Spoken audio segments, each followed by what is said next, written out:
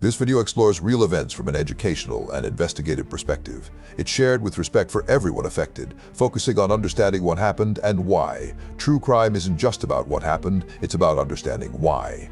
If you value that approach, consider subscribing. Your support through likes helps this content reach others who think the same way. Now then, the scene didn't make sense. 4 people inside a small apartment, a single weapon, conflicting timelines that refused to line up. 2 individuals still alive when help arrived, but not for long. And just outside, resting in the cold air, a hatchet with carved initials that seemed to point in one direction until it didn't. One survivor tried to say a name. Another man walked into the investigation on his own, and each new detail seemed to pull the truth further out of reach. So how do you solve a case where every answer leads to the wrong person? To understand that, we need to go back to the night before. Spokane, Washington, in the winter of 1944, was a place defined by routine. People worked long hours, kept close circles, and found comfort in familiar spaces. On East Sprague Street, one of those spaces was a small sign painting shop owned by T.P. Dillon and his wife Flora. Behind the shop, there was a modest apartment. Nothing unusual, just enough room for a bed, a small kitchen, and the kind of lived-in warmth that came from routine. It was the kind of place people gathered after long days, not for anything special, just to unwind. And on the night of January 14th, that's exactly what happened. It started at the Rainbow Tavern next door. A handful of people, co-workers, acquaintances, and friends shared drinks, conversation, and the kind of easy laughter that comes with familiarity. Among them were the Dillons, a young woman named Jane Staples, and a man named Frank Winnett. At some point, the bar closed. Midnight came and went, but the night didn't end. Instead, the group moved next door, carrying with them bottles, stories, and the loose energy that lingers after hours of drinking. It was informal, spontaneous, the kind of gathering that happens all the time and usually ends without incident. But this time, something was different, and nobody noticed it yet. Jane Staples stood out in the group, not because she was loud, but because of the way people seemed to orbit around her. She was in her 20s, and from what others later described, she had a complicated personal life. She maintained connections with several men, including her husband, who was not present that night. From a psychological standpoint, situations like this can introduce subtle tension into social environments. When relationships overlap, even casually, it creates undercurrents that aren't always visible, but can influence behavior in unpredictable ways. At the time, though, it just felt like another night. Frank Winnett, another member of the group, was quieter, observant, the kind of person who didn't dominate a conversation but absorbed it. His presence didn't raise any alarms. In fact, nobody's did. And that's what makes this part of the story so important, because nothing seemed out of place. Arthur Decker Brown had been there earlier as well. He worked at the Dillon sign shop, or at least he had until recently. The day before, he had been dismissed from his position. That detail might have seemed minor at the time. Workplace disagreements happen, people move on, but from an investigative standpoint, moments like that can matter. A sudden change in employment can introduce stress, resentment, or instability. Still, there was no sign that anything had escalated, not yet. And then there was Woodrow Whitey, Clark. Clark wasn't part of the regular circle. He was a drifter passing through, originally from Maine. People described him as friendly enough, someone who blended in without drawing too much attention. He had been drinking with the group that night, sharing in the same atmosphere as everyone else. At some point, as the night wore on, Clark offered to help in a practical way. He used a hatchet, a simple tool kept for chopping wood, to prepare fuel for the stove in the apartment. The goal was straightforward: keep the place warm, maybe even cook something for the group. It was a small gesture, helpful, almost forgettable. And that's exactly why it mattered, because later, that same hatchet would become central to the entire investigation. But at that moment, it was just a tool, nothing more. As the hours passed, the group settled into a rhythm. Conversations overlapped. Some people drifted in and out of attention, others stayed engaged. The effects of alcohol became more noticeable. Slower reactions, looser judgment, blurred perception of time. From a behavioral standpoint, this is where environments can begin to shift. Alcohol doesn't create behavior out of nothing, but it lowers the barriers that normally keep impulses in check. Small irritations can feel larger, misunderstandings can escalate. But again, there was no clear sign of conflict, no argument that stood out, no moment that people would later point to and say, that was it. Instead, the night moved forward quietly. At some point, Clark began preparing food. Bacon and eggs, simple, filling, practical. He later claimed that he made the meal for everyone and left sometime around 2:30 in the morning. That detail would become critical, because forensic evidence would later suggest a very different timeline, and that contradiction between what was said and what could be proven would become one of the most important turning points in the case. But no one knew that yet. To the people in that apartment, it was still just a late-night gathering, the kind that stretches longer than expected. The kind where time becomes less precise. Looking back, investigators would analyze every detail of those hours. Who was where, who said what, who left and when, because somewhere in that stretch of time, everything changed, and no one could agree on exactly how. There's something important to understand here. When multiple people experience the same event under the influence of alcohol, their memories don't align perfectly. Each person retains fragments, impressions rather than complete timelines, and when those fragments are later recalled, they don't always fit together cleanly. This case would become a textbook example of that, because by the time investigators tried to reconstruct the night, they weren't working with clear sequences. They were working with overlapping, sometimes conflicting versions of reality, and that's where things began to unravel. Arthur Brown, the recently dismissed employee, would later re-enter the story in a way no one expected. Jane Staples' relationships would raise questions that pointed in multiple directions, and Clark's account, simple on the surface, would come under increasing scrutiny. Each of these elements, on their own, seemed explainable. Together they formed a puzzle with too many pieces that almost fit, but not quite. And that's what made this case so difficult. Because when everything feels normal, when nothing stands out, it becomes almost impossible to identify the exact moment when normal ends. Somewhere between midnight and the early morning hours, that shift happened, quietly, without warning, and without anyone realizing it. By the time the sun came up, everything inside that small apartment had changed. The next clear moment in this story doesn't come from inside the apartment. It comes from the outside, from someone who walked away and then came back. At around mid-morning on January 15th, Arthur Decker Brown stepped into the Rainbow Tavern. The bartender recognized him immediately. Brown worked next door, or had until the day before.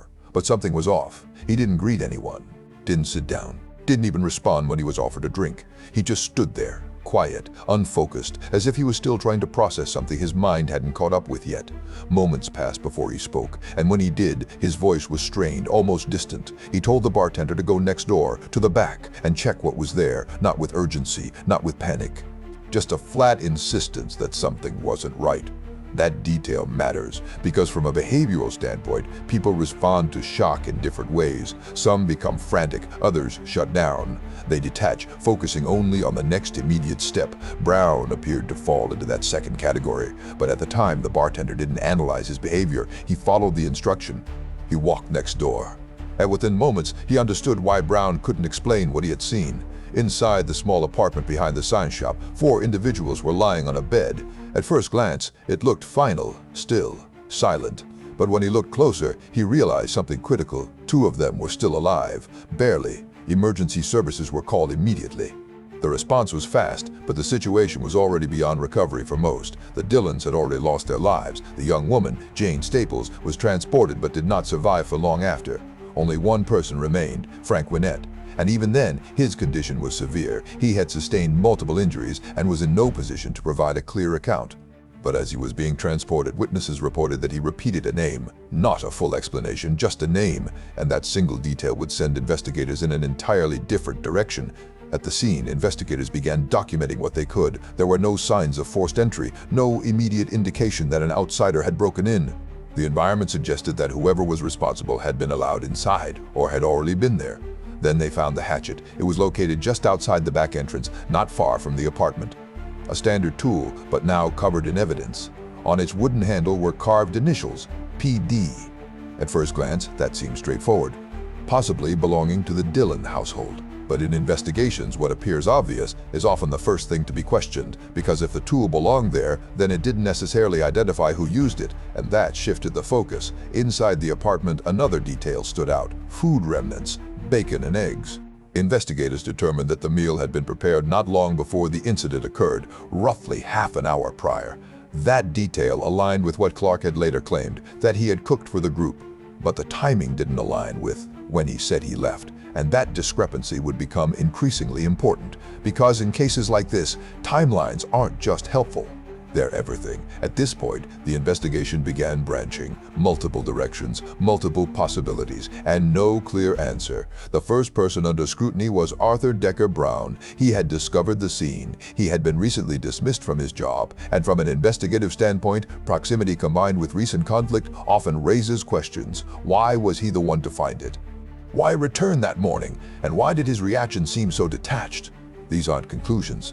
They're patterns investigators are trained to notice. But there was no direct evidence linking him to what happened inside the apartment. Still, he remained a person of interest.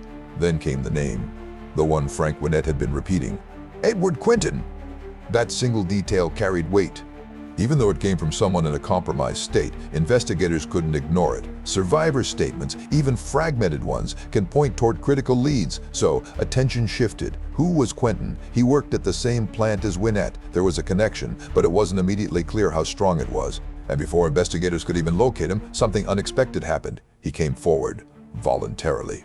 Quinton walked into the prosecutor's office and stated that he had no involvement in what had occurred. From a psychological standpoint, this kind of behavior can be interpreted in different ways. It can signal innocence, a desire to clear one's name quickly. Or it can reflect anticipation, someone knowing they will be questioned and choosing to get ahead of it. At that moment, investigators couldn't be sure which applied, so he remained under consideration. Then, attention turned again. This time, towards someone connected not to the location but to a relationship. Jane Staples' husband. He had reason to be questioned. Investigators learned that Jane had maintained relationships outside of her marriage. That alone doesn't imply wrongdoing, but when combined with emotional stakes, it introduces a potential motive. And then there was the detail about his shoes. They had traces of blood. His explanation was simple, a nosebleed. From an investigative standpoint, explanations like that are evaluated against physical evidence. Does the pattern match? Does the quantity make sense? Does the timeline align? In this case, uncertainty remained. Another possibility, another direction, and still no clear resolution. This is where something important happens in complex investigations. The more possibilities that emerge, the harder it becomes to focus on the right one. This is known as investigative diffusion, when too many plausible explanations dilute attention. Each lead requires time, resources, and analysis, and every incorrect path delays the correct one. That's exactly what was happening here, because every suspect had a reason to be considered. Brown had proximity and recent conflict. Quinton had been named by the survivor. The husband had a potential emotional motive. And then there was Clark. At this stage, Clark wasn't the primary focus. He was just another person who had been there that night, another individual who had shared drinks, conversation, and space inside that apartment. But slowly, details began to shift. Witnesses came forward. 2 newspaper delivery boys reported seeing a man early that morning, a man wearing clothing that appeared stained. They identified Clark. That didn't prove anything on its own, but it added weight. Then investigators compared timelines again. Clark said he left around 2:30 in the morning. But the forensic evidence suggested that the incident occurred closer to 5. That gap, more than 2 hours, couldn't be ignored. And this is where things take a turn. Because up until that point, Clark had been just another presence in the background. Now, he became the center of attention. Not because of a single piece of evidence, but because multiple small inconsistencies began to align. The hatchet he admitted to using, the food he admitted to preparing, the timeline that didn't match, and the witness accounts that placed him nearby later than he claimed. Individually, each detail could be explained. Together they formed a pattern, and investigators are trained to follow patterns, even when they're not yet complete. By the time investigators narrowed their focus to Woodrow Whitey Clark, the case had already passed through multiple explanations. Each one seemed possible, each one had just enough detail to feel convincing, and each one, ultimately, didn't fully hold. Clark was different. Not because of one decisive piece of evidence, but because of how many small details began pointing in the same direction. He was 30 years old, a drifter. Someone who moved from place to place, working when he could, blending into new environments without drawing much attention. The kind of person who could enter a group easily and leave just as quietly. From a psychological standpoint, individuals with transient lifestyles often develop adaptive social behaviors. They learn how to read people quickly, how to fit in, how to avoid conflict when necessary, or navigate it when it arises. That doesn't imply wrongdoing, but it does mean they can be difficult to fully understand in a short period of time. Clark had been part of the gathering that night, drinking, talking, participating like everyone else, and, as he later admitted, helping. He told investigators that he had used the hatchet to chop wood for the stove, that he had prepared food, bacon and eggs for the group, and that he had left sometime around 2:30 in the morning. On the surface, it was a simple account. Practical, logical, even helpful. But when investigators compared his statement to the physical evidence, the cracks began to show. The timeline didn't match. Forensic analysis suggested that the incident had occurred closer to 5 in the morning. That meant there was a gap, more than 2 hours, unaccounted for in Clark's version of events. And in investigations, gaps like that don't stay empty for long. They get filled with questions. Why leave early? Why return? Or did he ever leave at all? Then came the witness accounts. 2 newspaper delivery boys reported seeing a man early that morning.